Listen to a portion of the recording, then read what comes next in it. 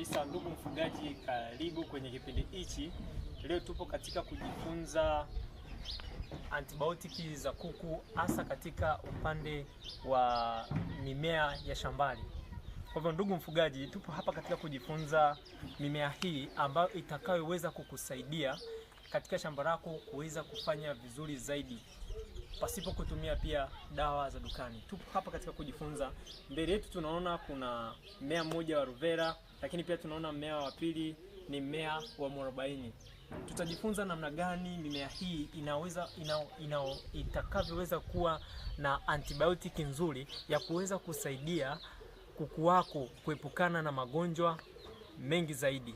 Mifano ya magonjwa ambayo tutaenda kujifunza leo, mimea hii ambayo inaenda kutibu magonjwa hayo ni mfano wa ugonjwa wa salmonella, kuna magonjwa kama fall cholera, kuna magonjwa kama ya fall typhoid.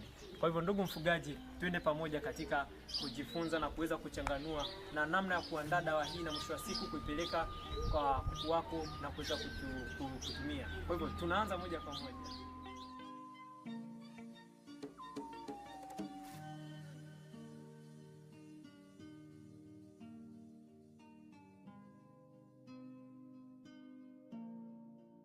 Purchase your tracks today.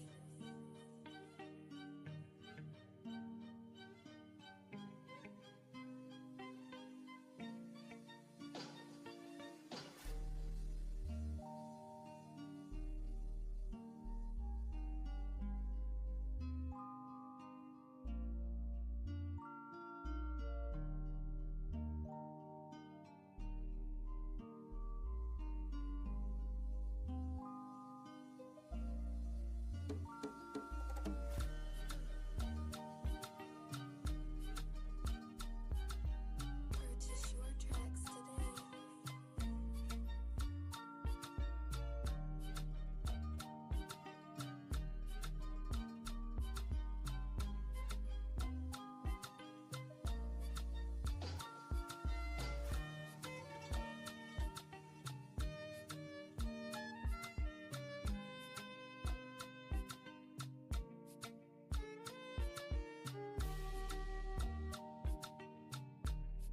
Purchase your tracks today.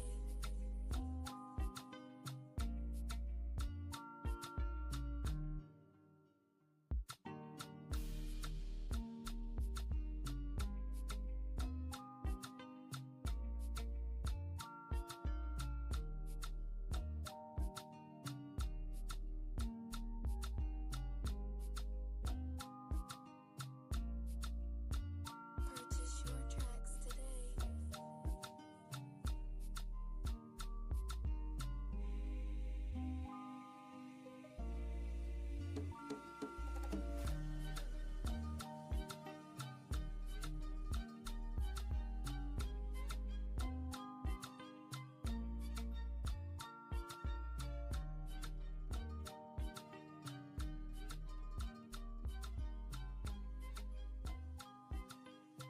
Purchase your tracks today.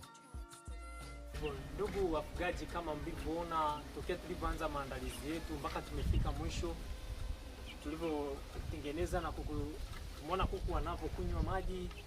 Kwa hivyo itaweza kusaidia maeneo mengi katika mwili wa kuku. Vile vile ndugu mfugaji, kwa kumalizia, usisahau kusubscribe na kucomment ili kuwezesha pia kusaidia wafugaji wengine kuweza kufuatilia chaneli yetu. Vile vile usisite kuuliza endapo kama utakuwa na swali, endapo kama utaona changamoto katika shamba lako, usisite kuuliza. Tupo hapa katika kukusaidia. Asanteni sana.